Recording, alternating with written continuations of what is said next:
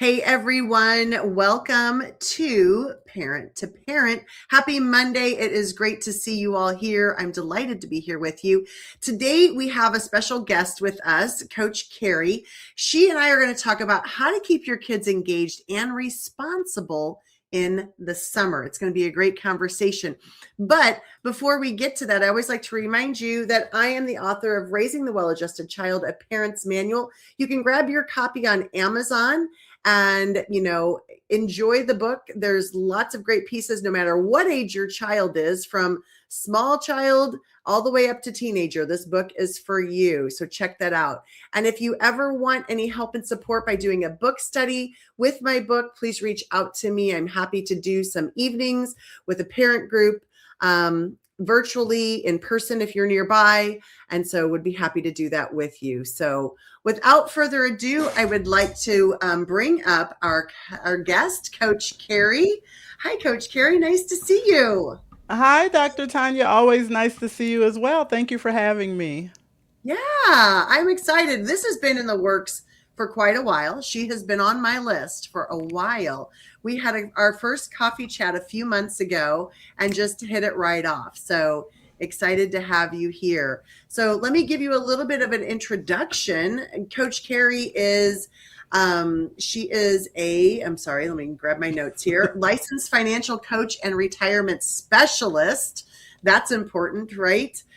We all need that information. And she's also the founder and visibility coach. And so she does that as well. And she hosts her show. What is the title of your show? Coach Carrie Connects. Coach Carrie, Yes, yes, on Saturdays. We were just talking about that. absolutely.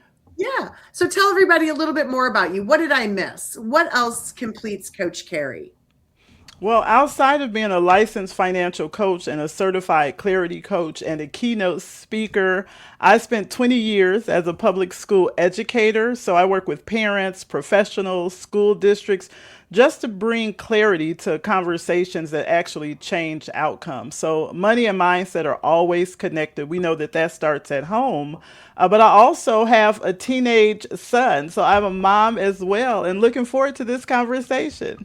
I know. And that's when we started talking about this. We were like, I'm like, she's got some great experience from being an educator, also her financial wellness. We're going to talk about an article that she recently wrote that would really resonate with a lot of you. So make sure to check that out. We'll get into that in a minute. So thank you, Leanna, for joining us today. We're excited to have you, as well as Christy Williams. Thanks for your support. We're happy to have you join us. And then Carrie also dropped in there to follow her Facebook page and check her out as well on LinkedIn. So happy to have you here. So tell me, how do you handle summer with your son? Well, I always tell him the structure does not take a vacation just Mm, because school is on vacation. And summer in my house really looks like routine changes, but the expectations don't change. So he knows that free time is earned, it's not assumed. And what I really love is that we plan the summer together at the start. So he has input and then we hold each other accountable. He's a little bossy at 16, but we hold each other accountable to what we agreed to do. So one of our favorite things to do is movies on Fridays or Sundays, depending on what fits into my schedule. But usually Fridays or Sundays, we do movies. And we always get a movie pass every summer. And he gets to choose the movies. Oh, my goodness. I love that. So you go someplace to watch the movies together. Yes, we get up and get, that's our way of getting out of the house. So go back to that phrase that you said. I wanted to remember it and I forgot it. Structure doesn't change, but the time change. What is that? How did you state that at the beginning? So I don't remember, girl. I'm It just was so flowing. good. I'll But find it. I know what I tell him is that structure doesn't take a vacation just because school does. That's And right. Structure so, doesn't take the vacation. I love that because it's so true, right? hmm When we are working with our kids and we have them at home, you still have those expectations at the house. You still have to run a household just because their daily activity has changed a little bit. You still have those hmm expectations and that structure at home, right? yeah.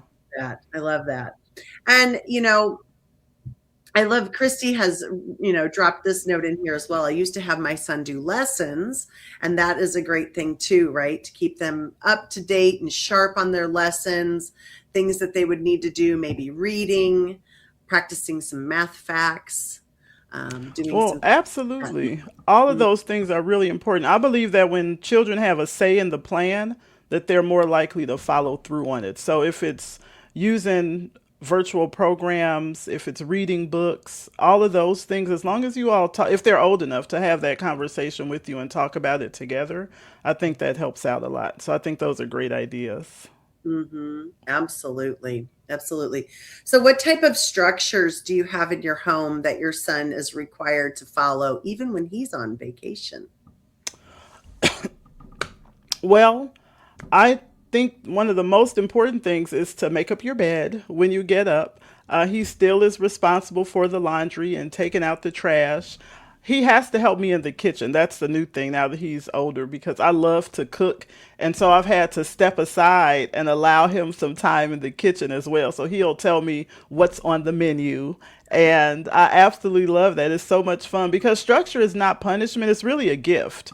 So I know that children thrive when they know what to expect. It's the same way in the classroom. So if you have a house and you don't have structure, that's where emotions start to run things. So routines, I believe, help children with safety. It helps them to focus on growing and just being children instead of guessing what's going to come next. And it does not have to, let me just say this, because a lot of times when people hear structure, Dr. Tanya, they think rigidity. And Yes, they structure do. does not structure doesn't have to be rigid. It just has to be consistent. So wake up time, meal time, responsibility time, free time. And when you have that rhythm, it just tells the child that my life has order and order is safe. And I think they become some of the most successful adults because the people that I coach are usually the ones that had the least amount of structure growing up. Hmm.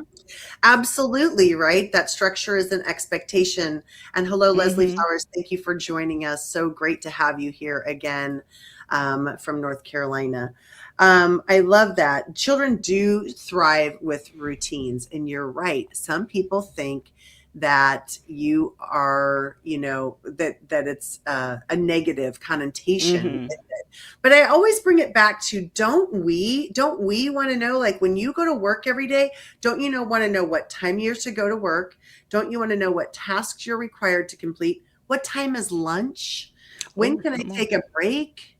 When do I get to leave? Right? Those are some things that we have to know. Those are the things that when we start new jobs or go places, we need to know those things right off the bat. Like, how do we do that? What is this? How long is this going to be?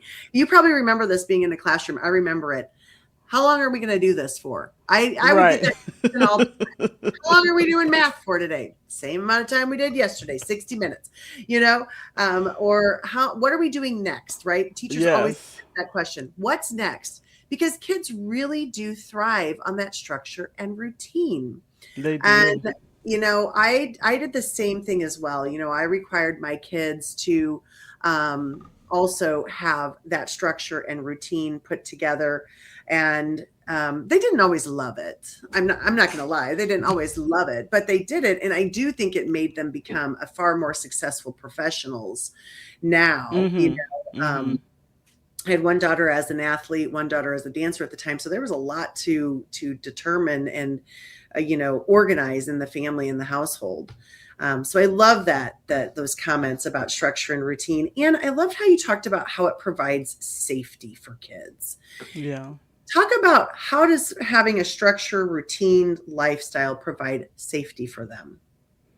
Well, I think it's just what you said in terms of the classroom. It's because you know what to expect. So, those three L's that you just talked about, how long are we going to do this? That's extremely important.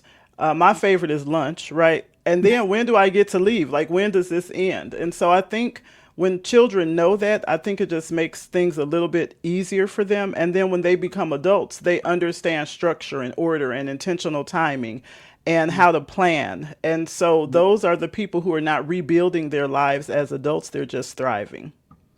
Yes, yes, absolutely. And knowing, right? Knowing what Hmm. you want, as a kiddo really helps you, you know, it does make you feel safe. Like there's a sense of security knowing what's next, right? It's that Yeah. fear of unknown is gone.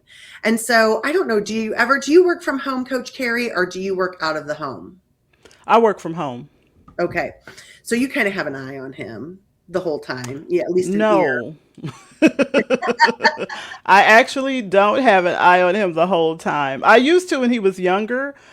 When he was younger, he was in public school and I was working in the public school. But now that he's older, he has his own office. So he's downstairs in his office. I'm upstairs in my office, and we kind of meet in the middle. I see. But you know where he's at in the home is what I mean. Oh, Like definitely. you know he's home or he's out with friends or his friends have come over. Like you're aware of all of that. And I would Yes. get up and my mother did this for me. I would get up in the morning and I would make a list for my kids. And I would say, today you have to unload the dishwasher, you have to fold the laundry, sweep the kitchen floor, read for 20 minutes, remember to call your grandma or so and so's coming by today, whatever it was. And because I worked out of the home when they were home in the summer. So Hmm. once they were in middle school, I was a principal by that time, which was perfect timing. They could be by themselves and that sort of thing. And so that really helped them. And they to this day are always, we go on vacation, who's got the list? What do we need to bring?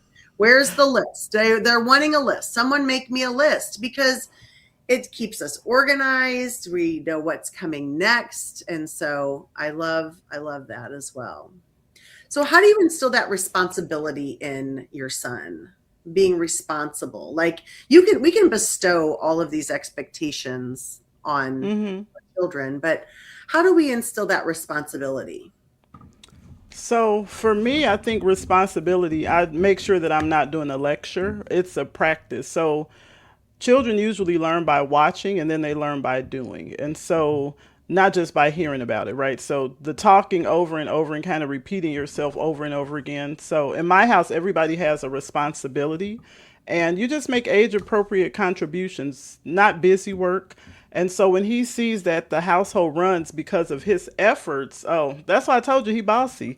He internalizes that his actions matter. And so I make sure that I assign real tasks with real consequences if they don't get done.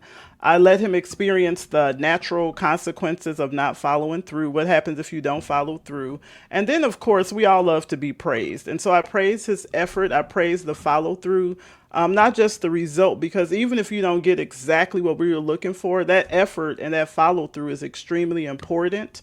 And responsibility and no consequences is really just a suggestion. And so I want him to know that when you're responsible for something, there are consequences, and the consequences can be positive and negative.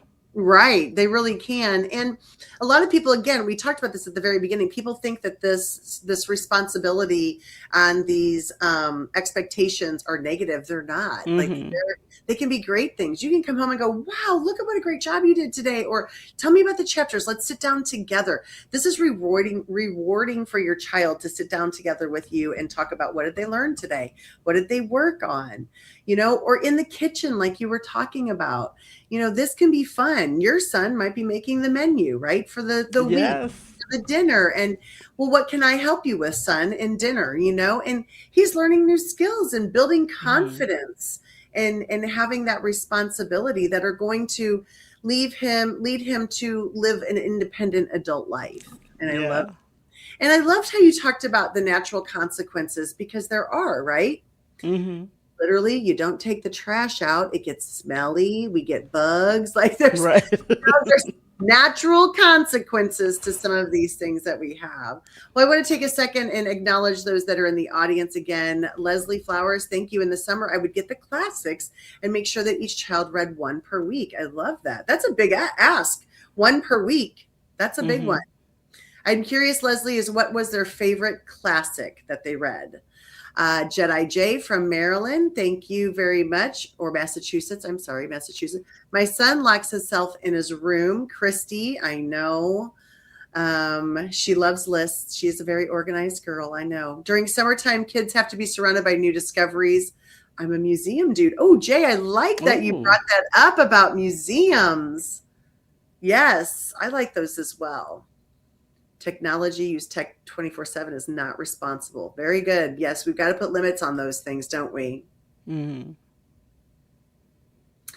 I love that. Chore list. Yes, it is so important for our kids to have that. So, what do you think is the most important expectation you have in your home, Coach Carrie? Integrity. Hands down. Do what you say you're going to do, and that's it.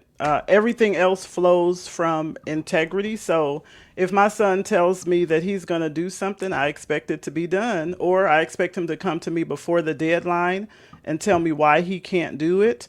No excuses after the fact. And if it's something that comes up where it can't be done in that moment, he knows that within a certain amount of time, it's like, Mom, I can't get it done by this time, but I'll have it done by this time. Because I really believe, Dr. Tanya, that expectation transfers directly to how they'll show up at work, how children will show up in their businesses, how children show up in relationships, and how they will show up with money. So integrity is really the foundation of any outcome that matters. So whatever you practice at home, that's what you're going to perform everywhere else. I love that. I do. I think integrity is huge as well, Mm-hmm. right? Follow through, do what you say you're going to do, complete that commitment, even if it's what you didn't love, you Yeah. just have to complete it. You've got integrity, and that is a huge characteristic for people to have. I love that so much. One of the things I really want to talk about is that article that you wrote about jobs for kids in the summer. So you're talking about in your article 16 and up aged kids, right? 15 Yes. maybe. Could be maybe 15 with a work permit at some places or something like that, Mm-hmm. or working for a person who has a small business or something like that. But can you go through some of those things about the jobs that you recommend, that you warned about, some of those things that we can share with everybody? Absolutely. And I appreciate the opportunity to share about that because I really wrote that article, Dr. Tanya, because my son is talking about working outside of the home. So he works for my business, but then I want him to get some real world experience and meet some other people. And sometimes people are not having these conversations at home. And I think we should be. And the work from home economy is different right now because so many adults are out of work that a lot of teenagers are not really able to find summer jobs, and some of them are looking for summer jobs that are online. So if you're 16 or older, and like you said, with the work permit, you can be as young as 14 in some states. I know when I was growing up in Illinois, it was 14 years old. Okay. And if you have a marketable skill, you can earn some real money this summer. And you don't necessarily have to leave the house. You can do freelance writing. You can do social media management for local businesses, online tutoring. You can be a virtual assistant. You can do graphic design. So these are things that teenagers are actually doing right now where they're making money. But like you mentioned, there's this side that a lot of people are not talking about, and that's the danger because for every legitimate opportunity, there are scams. And it's a lot that are designed to take advantage of people who are motivated, trusting teenagers. They don't know. So you have like the reshipping scams, the envelope stuffing, the pyramid style program. So I believe I put in the article a legitimate opportunity is not going to ask a teenager to pay to work. Yes, you So did. Hmm. three things have to be clear before you sign up. That's what the work is, what the pay is, and how payment is going to be delivered. If you don't have those three things, then walk away. But I think it goes a little bit further than that because if you have documented income this summer, you're eligible for a custodial Roth IRA, Tell us which about I what think. that is. Yeah. So the custodial Roth IRA is just that a single $7,500 contribution. When you're 15 years old, literally by the time you're 65 in the right account, that could be $880,000. Wow. And that's based on historical S&P 500 or Standard and Poor 500 returns. So you work one summer, but then you have all these decades of compounding. And that's the conversation that I feel families should be having because that can change the trajectory of your life. That if you know as a teenager, if you work and start saving and start investing, that you really could become a millionaire or close to it when later in life. I mean, even if it's an extra $1,000, wouldn't that be great? Who Yeah. doesn't need an extra $1,000 So right is the now? maximum to put in 7,500 for the year for the custodial? Yes. But what's the minimum they can put in? So, depending on the company, there may not be a minimum. So, like for the accounts that I open, the minimum is $25, but other companies have different requirements. Nice, nice. So those are great things to learn. And, a lot of kids are looking for this work from home, some freelance work. I know they can get jobs or they can look on Fiverr. I think I said that correctly, right? And I think that was a place that you kind of recommended that kids could go to would be go on Fiverr. So the article is actually linked in the comment section of this video in LinkedIn. So I know that makes it kind of hard, but if you dig into myself and look at the event with Coach Carrie on LinkedIn, that article is in the comments section. So, or you can reach out to one of us and we'll get that article to you because it is really great. Because as parents, maybe you work outside of the home and your kid wants to get this, work from home position. Maybe they have anxiety, they've got health issues, they've got reasons that they just want to do it. Something, you don't want them, you'll have one car, you have the car. Like there's lots of reasons to look for these Yes. work from home positions for your kids. Instead of them just sitting around doing nothing, they can start earning money. But you as the parent have to guide them. And I think that's a piece that's super important that Carrie talks about in her article is that you have to look at that. Parents look at that job notification, read the email line that it's sent from. They should not be paying any money. So as a parent, you need to know those things as you're helping guide your child through the job interview process or looking for a job. So it is a great article, and our teens are working. They're trying to save money for the school year. A lot of them have to pay their own car insurances or their own spending money or clothing money or whatever this rest of the school year requires for them, dances, clothes, stuff like that. Yeah, absolutely. Sports teams. And I Sports. think a good point also, Dr. Tiny, is to start with something they already enjoy or something that they're good at. I think that makes the summer a lot more fun. It's okay to learn new skills but if it's something that they are already good at or even something that they're interested in learning more about, I think that's a great place to start.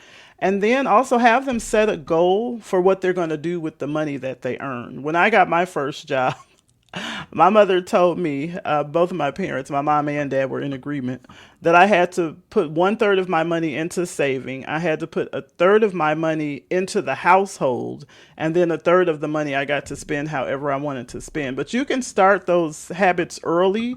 So that way, let them make financial mistakes in a low stakes environment so that you can coach them through that process. Because we all know that the best financial education and the best educational in general is experiential, right? So let them Yes. earn, let them spend, let them save, let them learn. This is a great time to be a teenager. A lot of Yeah. fun things happening. Yes, yes. I know. I don't know that I gave my kids the best foundation, like with those things. I was very busy being a principal. It was hard, it's Mm-hmm. that's why I provide this show. It's hard when you're working and your kids are at home. It is challenging. So we try to give Yeah. out tips and ways. And I love that. The 1/3, the 1/3, the 1/3. I always told them to put some in their savings, when they got birthday money or things like that. But they were always responsible for paying their car insurance and their gas. Mm-hmm. Once they had a job, when they had a job, they were responsible for that. Now we would pay for the other things, the dances, the dresses, but that was our agreement. That doesn't mean that our way is the right way, but I really wished I would have maybe given them more of a budget to Mm-hmm. adhere to. So I like that. I really like that. We've got some examples in here. Sorry for covering yourself up, Coach Carrie. Rebecca, thank you for sharing that looking in those CLEP exams for college prerequisite credits and studying through free course videos. So that's amazing. It's a huge life hack. I love that. Thank you for sharing that with our parents so that they can have that, as well as Leslie Flowers sharing, learning for them to be their word when we were talking about integrity, to be known as someone who Mm-hmm. does what they say they will do. And it is huge. It's a huge character trait. You want to be with people who say they're going to do what they said. Um, So, America, this is a really great question. Thank you for coming in and popping this on here. My daughter is now an adult, but I always felt my parenting decisions were downplayed and made not to be important. That is interesting, and I appreciate you sharing that. Coach Carrie, do you have a response for America for that? Well, I think that in terms of parenting, if you're in a co parenting situation or if you're a parent by yourself, that it's important that all of our opinions are valued. And that's why I said it's important also for children to be a part of that process, a part of that journey when you're planning what it is that you want to do over the summer. So all of us have different situations. You know, my parents were married until my mom passed away at the age of 39 years old.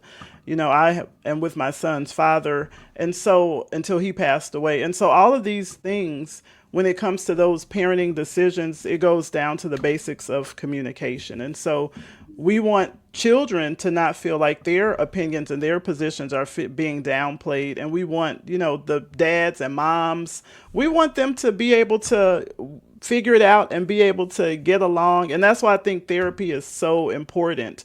You know, whether you're single, whether you're married, whether you're dating, whether you're in a situationship, right? Therapy and counseling are just extremely important because they give you those skills and those strategies that you can use to help your children. Yeah, I agree. And so, America, this was your original question about co-parenting. How can we best Hmm. help our children when we as parents don't get along? And I've worked with a lot of parents, just like Carrie had said, who I would be in the office, my office with them, and they could not see eye to eye on the education plan for their child.